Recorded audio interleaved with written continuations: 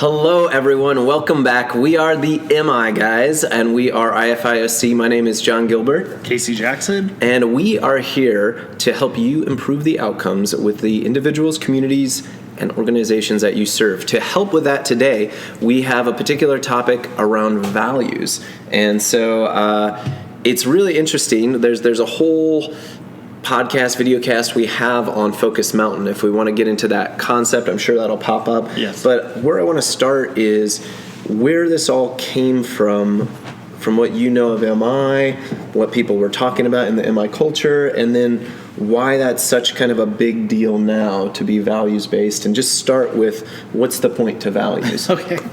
I think what I'll talk from is my experience, and all I can say is in my experience, there wasn't a whole lot talked about with values and motivational interviewing. There was a lot talked about target behavior, but there wasn't as much about values. The thing that I heard the most in terms of values was more around self-determination theory.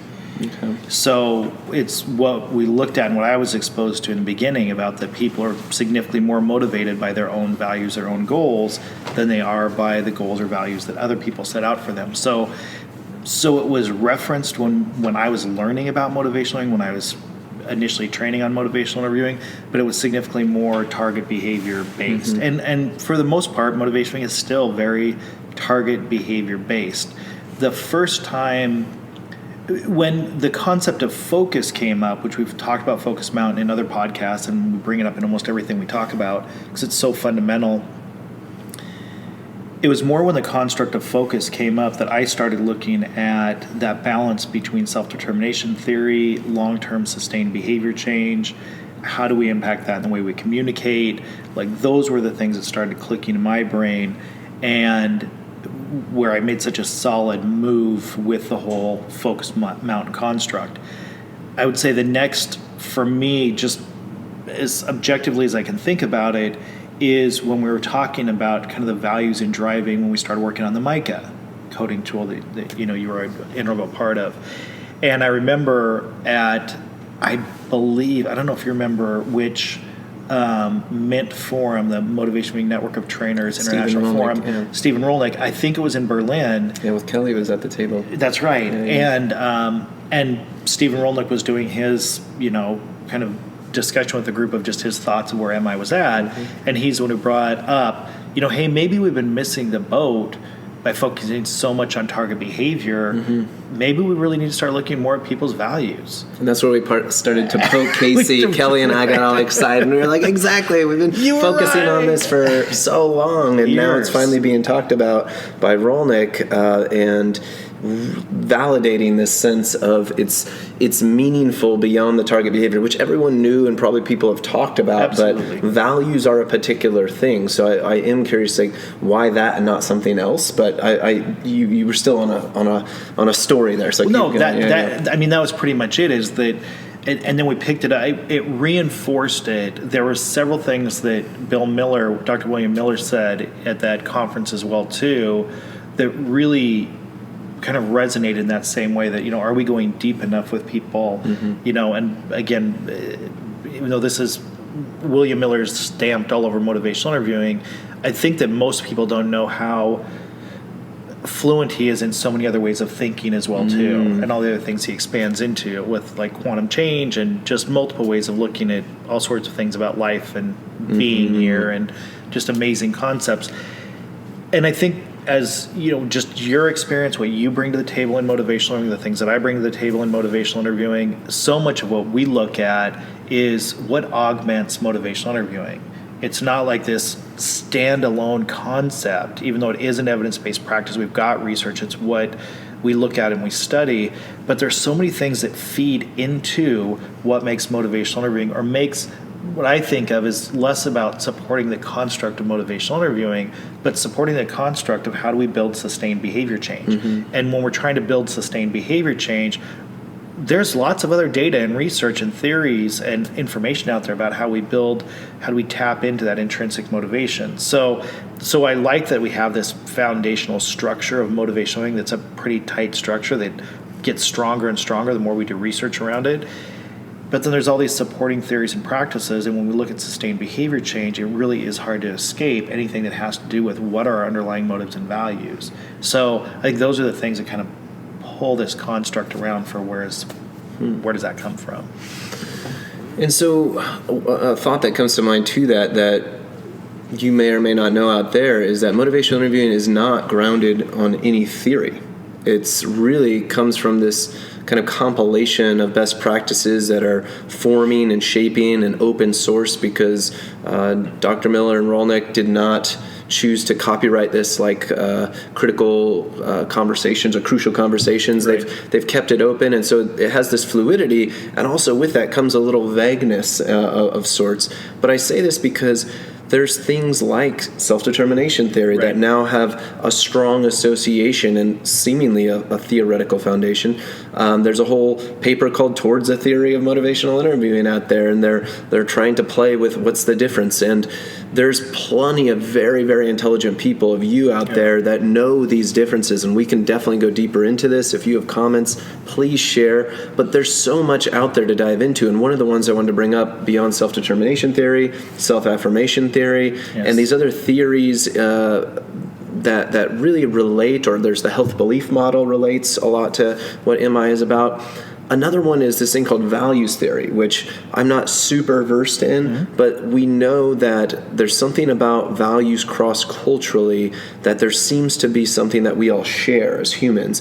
So I'm wondering if you could speak to kind of this idea of starting to listen for values and how it crosses cultures, and why it would matter to listen to values rather than not just for motivation, but why to listen in a way for values more than the target behavior, particularly when you're thinking about being cross-cultural. I think the thing, just logically speaking, like if you just take it at face value, you would think if you want to change a behavior, what are you going to pay attention to? That behavior. I mean, so just at face value, when you think about that, it's a behaviorist. Exactly. Behaviorist. It's a behaviorist perspective. I mean, if somebody's struggling with their drinking, if they're struggling with their weight, if they have let's fix that behavior. I mean, it just at face value, it makes sense. And we can talk for days about theories, but what I like about bridging that with practicality is you think about, do I get up and go to the gym because I want to go to the gym? Do I, not you? Do I get up and go to the gym because I want to go to the gym? No, because a lot of times I don't do that. Most times I don't do that. You get up and go to the gym because you want to go to the gym. But most people don't. Some people do, but most people don't. Most people don't become vegan because they've just had a strong desire to eat plant-based. Most people don't do the behavior because they want to do the behavior.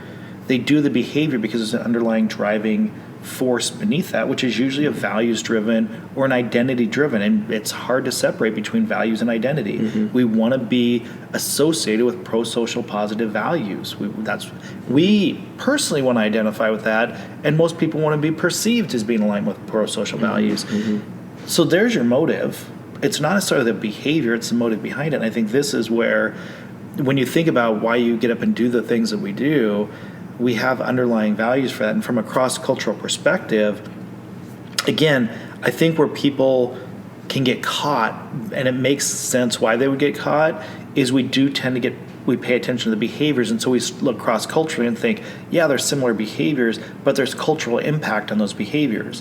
When you start to distill it down to core values, regardless of the language or the culture, you start to realize some of those core values are core values.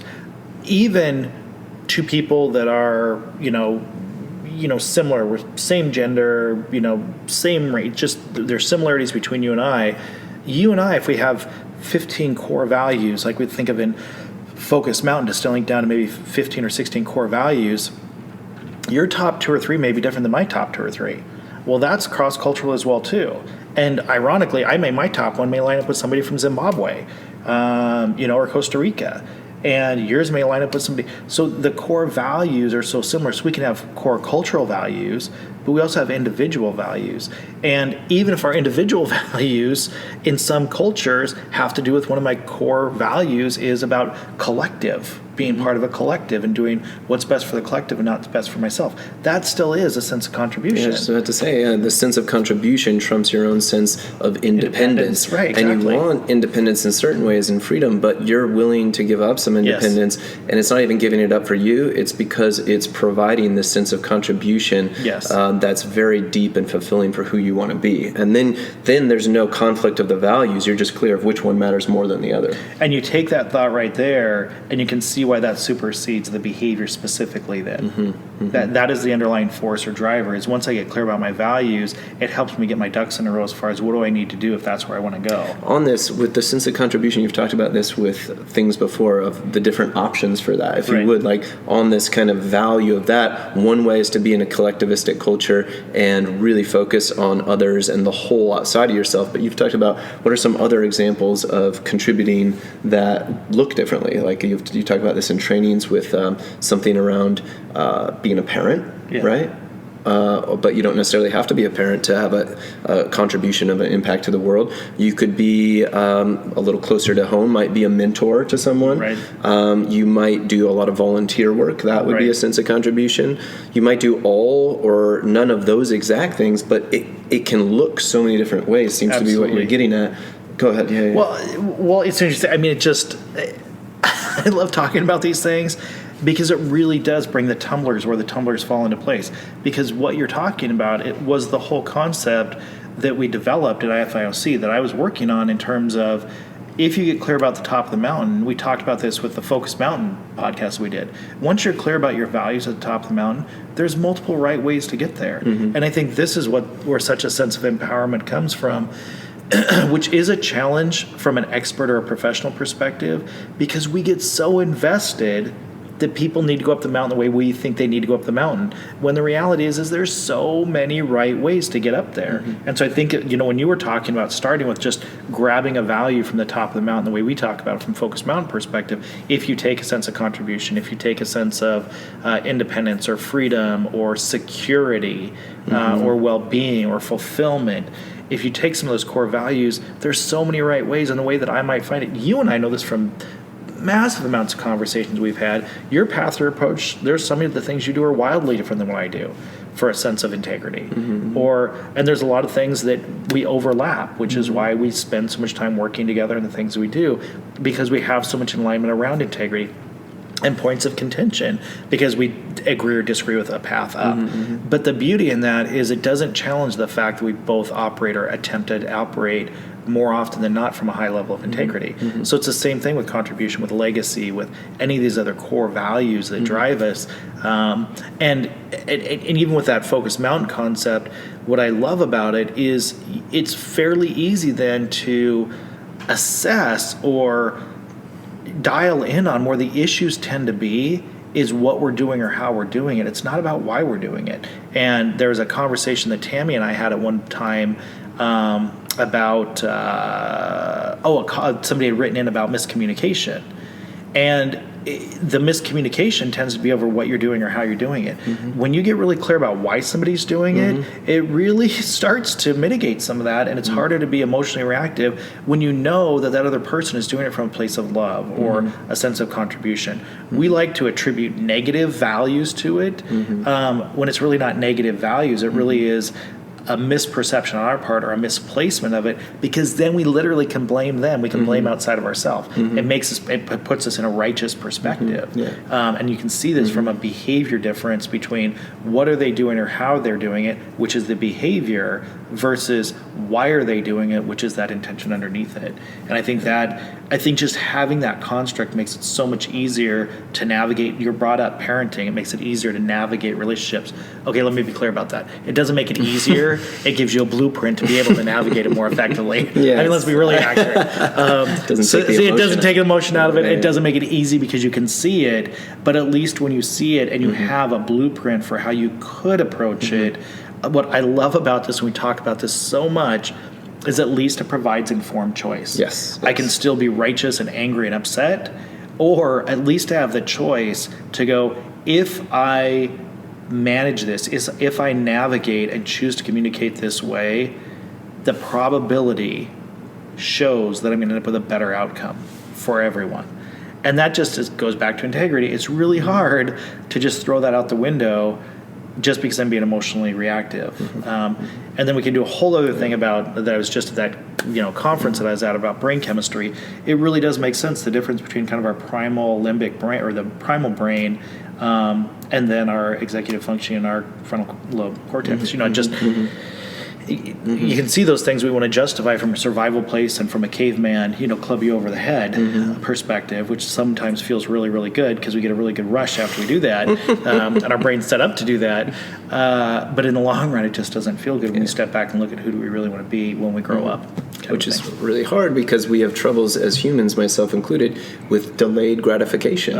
And there's the famous marshmallow test. Yes. They've redone it many times over. There's all these things we could get into, but delayed gratification is hard. And so in an MI-based conversation, what's clear is you're really, as you've taught me, bringing someone to talk about values because it really is a core of their motivation of who they want to be. Yes. And then, like you talk about camping at the top of the mountain, what it would be like, what it would taste like, touch like, feel like, camp up there, be in that reality and viscerally, gutturally feel that because that inspires, that motivates, and then the work. Right? Once we're inspired, then we can do the work. And it's not, and this doesn't get to say that always has to happen before you can change. There is plenty of social research, the fake it till you make it thing. Right. It gets into the debate of cognitive behavioral therapy versus behaviorists. It's not saying you always have to have that, but what we're finding with a values focus through our approach with Focus Mountain and things like that is there's a motivation there, and there might even be competing motives. Or if you're in a relationship, one person might value growth more than the other person. Right. So that creates a values conflict that's so core to who they are. It's navigating that could be a lot harder than just this behavior or that behavior. And there's, before you jump in, there's two things at some point I'd love for you to do to make this practical. It's definitely come in with what you were going to. But around the whole kind of parenting example, I love when you do that one in the training as being on opposite sides of the mountain, the what's in house, as well as then the drug dealer with the probation officers. Yeah. Those would be wonderful at some point. So so there's a couple things. I think both those can segue into what I was thinking about too. So like the one that mostly the reason this came up for an example was because people ask about it. In every training, someone will raise their hand and say, yeah, but what if I have their spouse comes in? Or what happens if it's a parent-child, or in the same room, same time, or if we have a community partner that comes in, they have their agenda, or an allied partner that's with us, and their agenda is different than the agenda that we have or the agenda of the client. So there's 3 or more people in the room. Absolutely, yeah. And that's where the whole construct came up for, how do you do it from like family perspective or relationship perspective. It's why the Focus Mountain worked so well. And as soon as people ask that question, I jump to that slide to show them or have them pull out of their packet. Because we tend not to argue over the top of the mountain what our core values are. But you've got people that literally are again, we'll use Mount Rainier as an example. You have people that are 2 different towns at the base of Mount Rainier. And the vantage point from one town, looking at the top of Mount Rainier, and the vantage point from a different, they may not even think they're in the same mountain range.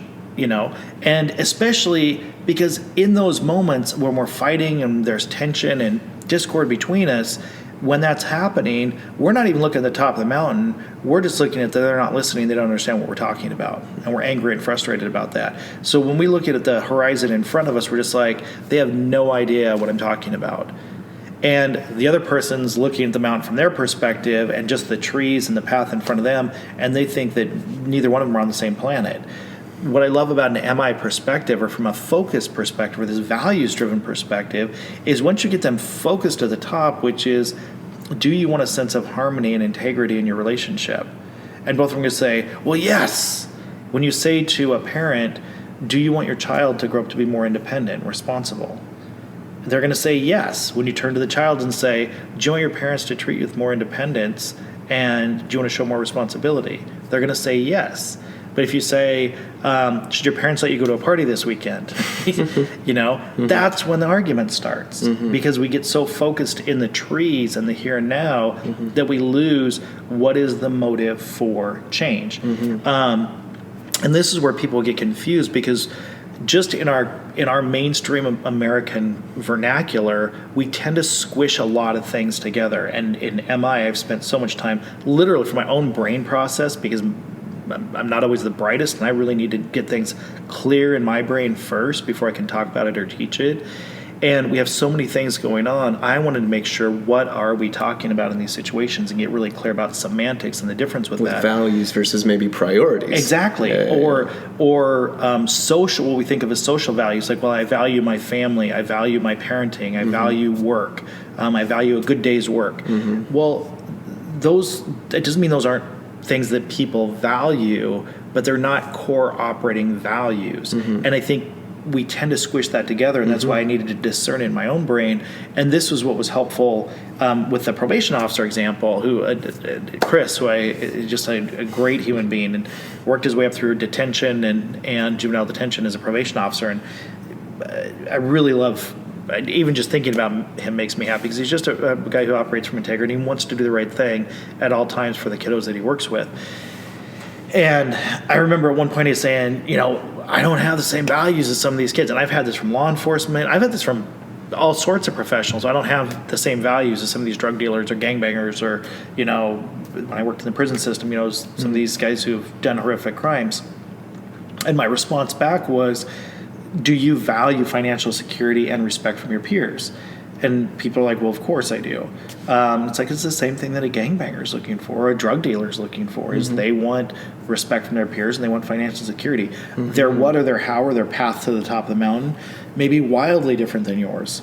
Theirs may end up getting them frozen and lost on the side of the mountain, but they're still going for the same top of the mountain that you are. And that really helps people start to destigmatize behavior, because as soon as we start to stigmatize behavior, it really does have an impact on the quality of service we provide. It starts to bias and skew it. And the level that I hold myself to as a professional is, the only problem is I'm the one who's getting paid for it. If I'm getting paid to be the professional, if you're collecting a paycheck, then step up and be professional. It's not a place for your personal bias to come into this. That's my bias. I have a huge bias around that with professionals, is if we're getting paid a paycheck, it's our responsibility to bring the best we can bring to the people that we serve. We can justify doing all sorts of things because of the populations we work with can be offensive to us, or have horrible behaviors, or destructive or destructive to other people. And once we see that, then we can have opinions and have bias around that. But my baseline is, if you're going to collect a paycheck for helping these individuals, your bias has no place here. That's not what you're getting paid for, is your bias. Your bias is to help this population that you literally signed up and interviewed to get this job to serve. It's your responsibility to step up and do it from that perspective. So that was my soapbox on that. From that perspective, I think, because it's a values-driven thing again too, the difference between values and behavior from that perspective. So I think those are the things that are really curious. When you were talking, there was two particular things, but first, just to solidify what you were talking about, is this idea that it can cross cultures to talk from a values place rather than from a behavior place. So that way, be it same skin, same age, or different skin, different age, different sex or mixed sex, or whatever is happening for what you could perceive as a difference, starts to be, you could call it transcended. It starts to go away by focusing on values. Then they become more human as a human, and now you see them as a human and listen to them more as a human, instead of stigmatize them as an other. And in that way, that's its own kind of form of empathy, and that's where I eventually want to get to by the end of the conversation, is how we do this. We're getting at kind of the what, some level, and deeper into the why. But one of those whys that's really powerful is destigmatizing, and by naturally listening in this way, it's going to destigmatize. By really working to hear their values, you naturally are stepping in their world and their reality to hear differently from what is being talked about in the example of, maybe slinging drugs on the streets or things like this. That's just a place of financial stability or financial freedom and respect from your peers at how good you are at that. That's not this.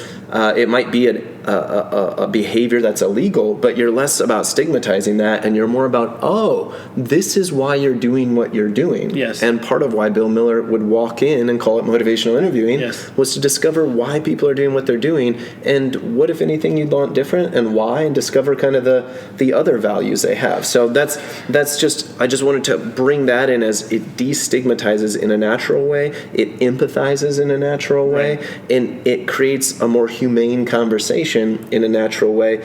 And so I still want to throw out how we might do it as a future topic, as well as, before I lose it, this idea around not only how we enter that conversation, but what about like bringing in information, or having a conversation where someone always has choice. They can take any path or approach but they might still be in pre-contemplation and unaware that this path might lead to not where they're thinking, right? And just how to have those conversations from a values-based place. Well, the thing that I want to dial back to what you were talking about is, because what you said several times is, if you can step back and realize why they're slinging drugs, then you can come about that. It comes like the empathy comes in more of a natural way, or these things come in a natural way. What I'll say is, for a lot of people, it doesn't come in a natural way.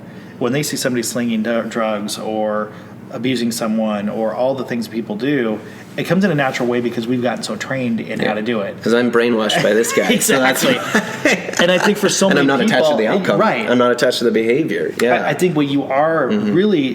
What you're talking about, though, is once you have a clearer blueprint, you have a clearer path or approach you can take. But I think that's what people... I think because we get used to, why would you do it any other way? This just seems so natural to do this. But as you're talking about, then it's so much more natural to do these things. It's so much more natural. But what we find when we train is when people try to do it, it's like, this does not feel natural. It does not feel normal. Gotta get over the learning curve. Exactly. Yeah. But once you get into it, it's what we've been talking about this whole talk has been, it's how do we help orchestrate that they get their behavior in alignment with their values, personally and professionally.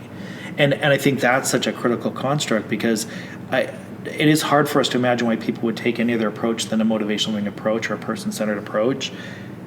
But it's not natural. The more natural things have been trained to tell people what to do, and we're the expert in how to do it. And it feels so unnatural for us, but it feels so natural for so many professions, because that's what they've studied for. It's why we get all the initials after our names, is to be able to do that. Even if they're values focused, I might jump in like, but that's going to really have a negative effect on your freedom, and you might not want to do that. It turns into them trying to be values based, but they're really just trying to sell and tell someone on why not to do that behavior, and they're still focused on the behavior as wrong versus choice oriented, and that whole kind of concept. Well, and that just came up too at that conference I was at, and it just reinforced what we've learned before, is that the way we attribute things to different people. If I'm speeding and cutting you off in traffic because my girls are standing at school and I'm 10 minutes late to pick them up, then that's because I'm late. I'm not being a jerk. Yes. But if somebody cuts me off in traffic, they're basically an a-hole. AKA rationalizing or blaming and stigmatizing. Yeah. And it's how we associate. When we associate ourselves that we have positive values, and we associate people with negative behaviors. Even if we have the exact same behavior, we're coming from a good place, and we just assume that they're coming from a bad place. There's a whole theory around how we do this attribution to other people, the attributions we assign to other people. And so it's the same thing. One way to get everybody on the same page, or when you're operating off the same blueprint, is what if we just believed, which you and I know are true, but what if everybody believed that every human being operates or has a set of true pro-social values, and if we look for that before we overemphasize the behavior, that would change a lot of conversations. That would change a lot of the way that relationships unfold.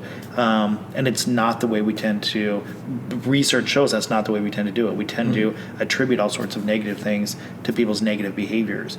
But when we have negative behaviors, we don't associate those same things. We don't attribute that to ourselves. Yes. So all sorts of biases there. All sorts of biases. Yet to really challenge this and bring this for some of you out there that might be listening and have some really extraordinary, hardcore situations, you've been in these. With your backgrounds in obviously some, not all, but with your backgrounds in prisons. And if you would kind of course, not necessarily speaking about the behaviors or anything, but just attribute when you can be values focused, person centered, but at a certain point, you've talked about how certain people have zero ambivalence, And yet it doesn't mean you can't be values focused, and it doesn't mean it's not having an impact on you. But if you would kind of talk through your experience of how you did that when you look back on what you were doing in the prisons and you heard some behaviors that were what they were, and you can get into trying to be as objective as possible. Yes. But how do you still stay values focused in a situation like that? I mean, my brain just kind of explodes because I just think of so many different scenarios. I know one, when we're talking about antisocial personality disorder, when we're talking about sociopathic, when I think of the segue that I'll say from that, from working in more complex situations, is I still remember a situation, I love the years that I worked in the prisons. I was lucky because I was working in the treatment side of things, it would just put me in a different position than operating from a pure corrections perspective. And so there was a lot of good engagement I got with the individuals I worked with who'd been incarcerated. And I still remember, and this was such a values-based difference in trying to help model healthy decision making is based on values instead of our own reactions. And I still remember there's an individual who was more biker gang involved, not like when we think of gangbanger involved, but more biker gang involved. And he had been convicted for transporting drugs across state lines, so it's a federal offense. I think it's picked. This one is at federal prison, and he was in for 5 years away from his family, and he had like 2 pounds of weed, and so he's in for 5 years from that. And I still remember the second day. So there was somebody across our state line who was I think he was a physician. He was a physician or a dentist. I'm almost positive he was a physician. And he had been sexually abusing a 14-year-old boy for years. And so there was all this stuff on the news and things like that. And so they brought him to federal prison across state lines to kind of put him in more of a safe situation. He ended up getting 90 days. Yeah, that's my writing reflex. That's your writing reflex coming out. So you've got an individual who's away from his family for 5 years for carrying 2 pounds of marijuana across the state line to sell. And you've got somebody in for 90 days for sexually abusing a child for years. You're going to look at behaviors. Mm-hmm. You're not going to go to core values in that moment. Mm-hmm. And I still remember that when this individual walked into my office, the one who's gang involved, came in, and he threw himself in the couch so hard that he almost tipped over the couch. And he just said, there's going to be a party tonight, a pillow party tonight. And we just kind of walked through it. He said, how do you explain it? You explained to me why I'm here for 5 years away from my family, and here's somebody that's done this that's here for 90 days. Explain that to me. Well, and I can immediately hear that a sense of justice for you is very important. Absolutely. Like, I can just that's the way we listen to it. Yeah. Exactly. Yeah. Fairness, integrity, all these different things. Yeah. But when you are there, and we literally know this is what causes discord and resistance, is when we pay attention to the behavior, there's a higher likelihood there's going to be tension between the two. Like I would never do those kind of things. Those are not things I'd be involved in. All these things that we can get on board with. It's the underlying values piece of it. And this was the thing about, accountability. Do we believe in accountability? Do we believe in, multiple different things? But it's so hard in those moments when we're having our own reactions to get out from the trees and start to look at the values-driven system of it, especially when what we don't do is validate the behaviors. It's not like say those behaviors are okay. Mm-hmm. It's hard for us because, again, it's that attribution where we want to attribute negative things to other people, but we assume positive intent for ourselves. Mm-hmm. So it's the same thing. One of the things that you were talking about that it leans into is, and this is what came up in prison when I was assessing, as I was using more and more motivational interviewing, is this going to be something where behavior change is going to be an option or not an option? Mm-hmm. And this is where I've talked about multiple times, like we can have a diagnosis of antisocial personality disorder, and this is just my personal and professional experience or belief system is we can diagnose 1,000 people here. There's only a slight section of that I think are truly sociopathic, that don't have the old school sociopathic, have zero social conscience. They can have antisocial behavior, but I think this section of it, there may be ambivalence, and this is what I'm assessing, and this is partly what you're talking about. So if I have two individuals that both have done a heinous, horrific crime, especially to another person, and if my reflection, if I'm not being judgmental, if I'm just trying to hold up a mirror for them to look at themselves without me judging it or society judging it and saying, there's nights you're laying in bed just thinking, gosh, I wish that would have played out differently. And you'll have one individual that says, I think about that every single night. It got out of control. I don't know how it happened. So immediately they got ambivalence. They have ambivalence, exactly. Yeah. Like when they step back and they're out of the heat of the moment, their frontal cortex, their brain, their gray matter, their brain looks at that and just goes, that's just not okay. Yeah. And what I automatically think is, well, then their behavior was not in alignment with what their deeper values are. In that moment, they were completely opposed. But in those moments, we know that there's trauma going on. There's the impact on executive functioning. There's all these things that are happening that are stopping the individual from making the best rational decisions, which we all go through streaks like that. Yeah. Not to that extreme for most people, but Yeah. we all go through those situations. As opposed to that one slice of the population that I think leans more towards sociopathic, zero social conscience, when I make that same reflection, like, gosh, there's nights you lay awake and just think, I just wish that would have played out differently. And they're not even defensive. There's more of this confusion like, well, why would it have played out differently? They deserved what they got. It's like, and you can see there just is no issue. There's no values conflict there. Their behavior is completely, I would do it again. Right. They deserved it, and I don't need to defend that to anyone. Right. I get pleasure, even the more maybe disturbing ones. Exactly. I get pleasure out of doing this antisocial behavior. So why would anyone do it differently? That seems to be the scary part. That's the scary part. And this is the thing that I like when we teach this, is there's two primary models that I think of, mostly primary models I think of in healthcare and behavioral healthcare, which is between, are we looking at behavior change or are we looking at compliance? Well, right there is a good example between the individual that's laying there, zero defenses, not feeling like they need to defend or justify anything, that says, I think about that every night, I wish it would have played out differently. Well, then you can work on behavior change. With the individual that's just as kind of confused, not defensive, but wondering why anybody would have an issue with what they did, you're going to lean more towards a compliance model. That's going to need to be managed for society. For society's sake, exactly. Because you don't want their behavior to be in alignment with those values. For humankind. Right. So you can feel that in those situations. And so again, what's interesting is we can get so obsessed and caught in the behavioral things and talk about it ad nauseum. But when you do start to step back and look at things from a values-based perspective and decisions from a values-based perspective, the picture comes a little bit more into focus, and you do have more mindful strategy that you can walk into conversations with. And again, like we say so often, personally and professionally, you can be more mindful in how you navigate those dialogues. And it almost taps into, it's like we're basically, as we're kind of coming to the end of this one, thinking about people, it's this, just like there's a natural, you could call it assumption, it's what underlies self-determination theory, that there's this natural desire for happier and healthier within the human species. And in this case, what we're saying is, if you approach people that there's this natural desire for aligning our behaviors with what our values are, that's what we're really saying in with the Focus Mountain and these concepts, and that it's our job to listen past the behaviors, to not just hear but verbalize and help this person see and touch and feel their values, and in those values what aligns with who they ultimately want to be, right out of the, not just in the here and now, but in the future and what's most fulfilling for them and integrous. And if we can do that, we're going to help people have more informed choice, not just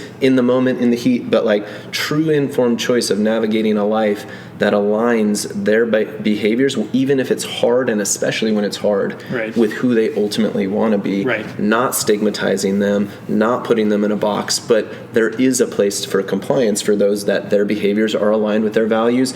If they are antisocial, but they get to decide, is it worth it to be locked up and these sorts of things, or their freedom, and they still get the decision. And that's the last thing I wanted to bring in, is there is an implicit choice here, as there is in MI, that they get to take the route they want to fulfill their values. They're working, kind of another assumption is up Maslow's hierarchy towards their own self-actualization, and the more they're disenfranchised, the harder it's going to be to see past the trees to their values. So we, as MI practitioners, need to be all that much better at helping them touch it, taste it, feel it, see it.